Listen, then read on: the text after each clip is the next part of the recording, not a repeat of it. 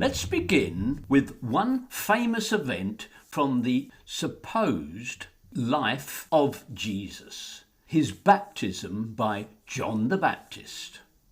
Now, believe it or not, many people who argue for a historical Jesus tell the world that the bedrock of an historical Jesus rests on two things that are beyond doubt, and you would have to be something of a nutter to doubt them. The first of these is his crucifixion. How can we doubt that? We have Christianity. Something must have happened, and the answer is the crucifixion happened.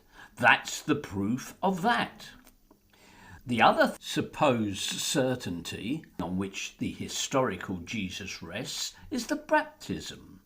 So here is an illustration of Jesus being baptized by John the Baptist in, as we know, the Jordan. Now, the synoptic Gospels, that's Matthew, Mark and Luke, give very little information as to where this actually was. We simply know that Jesus went to the wilderness and was baptized by John in the Jordan. Here's what we're talking about. And if you go to Israel anytime soon, you can go to a place called Yardenit on the Jordan, where you can purchase a very lovely white smock and be baptized in the Jordan like Jesus.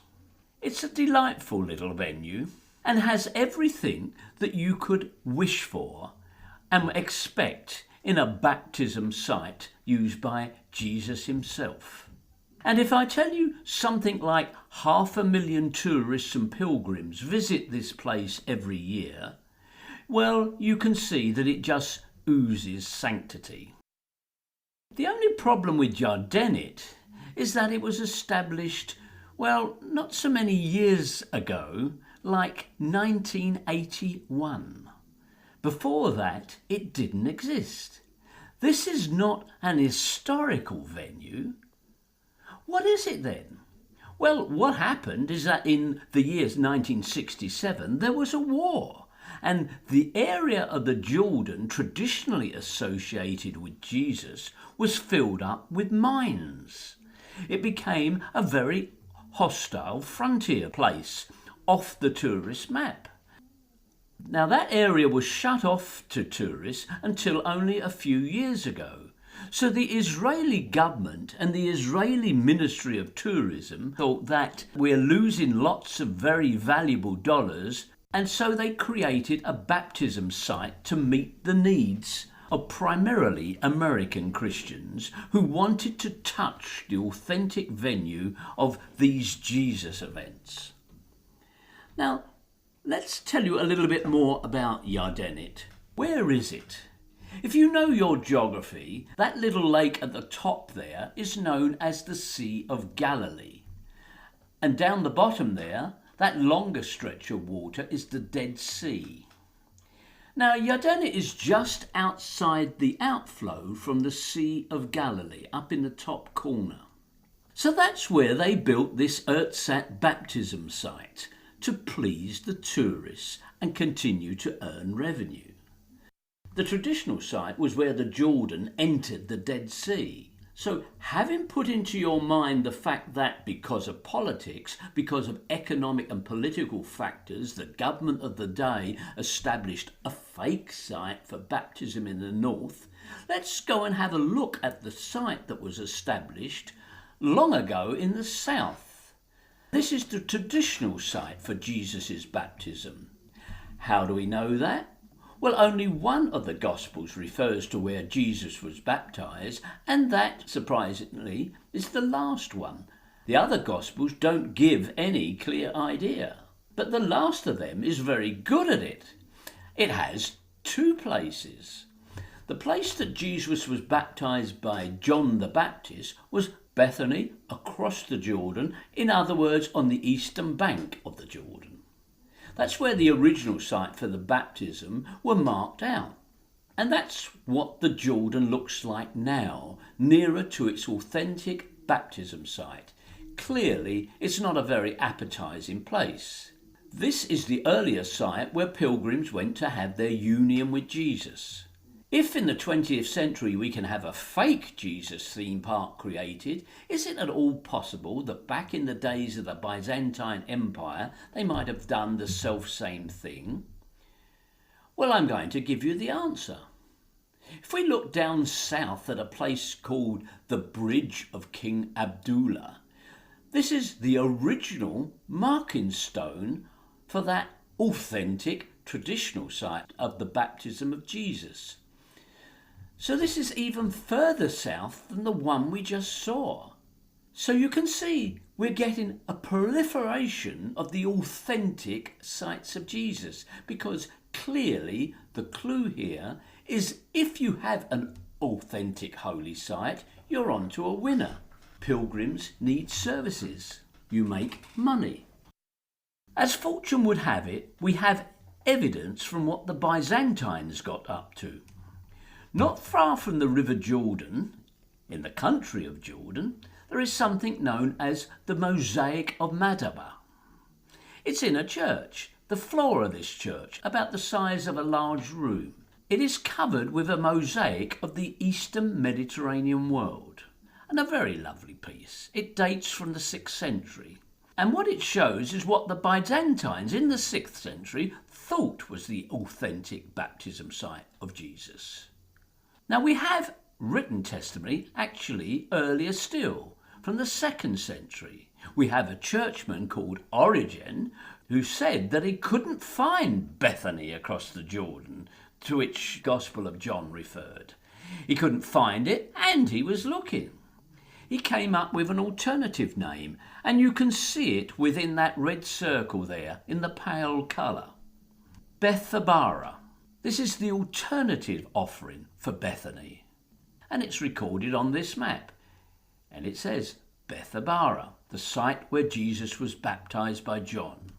Across the top there you'll see some more letters, because the second place that John offers for the baptism of Jesus was called Enon near Salim. Now the best that they could get to that place is a place called Enon, because the word Enon just means spring, and the name there is totally different. And this is where they placed the second Eon. But notice what's happening here. John gives a certain testimony, but what shows up on the map?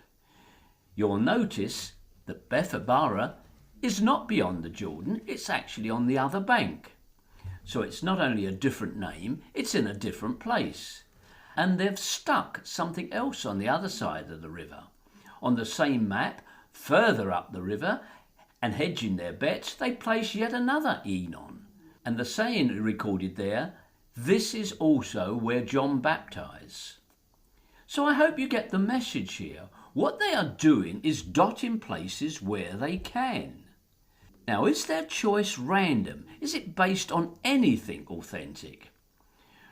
Well, if we remember that earlier one, what is the case here? On the northern shore, something special happened there, according to Jewish scripture. What happened?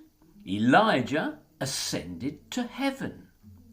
Now, who is the new Elijah? Why, it's John the Baptist. So they had a holy site, and of course it's the obvious place to put the new holy site, the new one on top of the old one. And that is a clue to what they have done throughout the Holy Land. If they don't know anywhere, and there are surely many places that have no actual existence, they go to somewhere else. And the thing about Bethabara, believe it or not, this is where the Israelites entered the promised land. So how auspicious. The very spot where the Israelites tramped across the River Jordan is where Jesus goes to be baptized. Because, of course, Jesus replaces everything about what went before. If you want to understand how they wrote their Gospels, they were determined to have a replacement for everything that went before. So none of the places chosen are random, they have a very specific reason. Let's finish this off, this little bit about baptism. I like this particular story. John the Baptist poor old guy, he gets his head cut off, doesn't he? We all know the story about the dance of Salome, a drunken king. He's having a birthday party with his pals, and he says to her, in order to get her to dance in a risque fashion, anything you want up to half my kingdom. And what does she do? Because her dastardly mother puts her up to it. I want the head of John the Baptist, right? We all know that lovely story. It produces some beautiful art. As it happens, we have some information about John the Baptist from the Jewish historian Josephus, the first century historian, which we use a lot today, and certainly the Christians used a lot when they were writing their Gospels. And Josephus says, John was a good man. He was arrested by Herod Antipas because he thought John would start a rebellion, and he put him in prison. And this is the prison.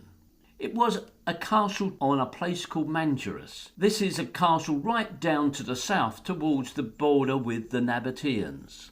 And this is where John eventually had his head cut off. Let's go back and look at the map. Herod's palace was in Tiberias, his capital city, a Romanized city on the banks of the Sea of Galilee. This is where he would have called his nobles for his birthday party. And if you remember the story, he sends out for the head of John the Baptist. Now, I put it to you, could you, between the main course and your dessert, get somebody to go down 80 miles to this fortress in the south, arrange to cut off somebody's head and bring it back to the banquet to present to the king? I think by then your dinner would have got cold. So that scene with Herod being presented with a head is just not possible, unless they waited and waited and waited for about 5 days. Okay, so you can see how the story is ridiculous, but also that the geography doesn't support it.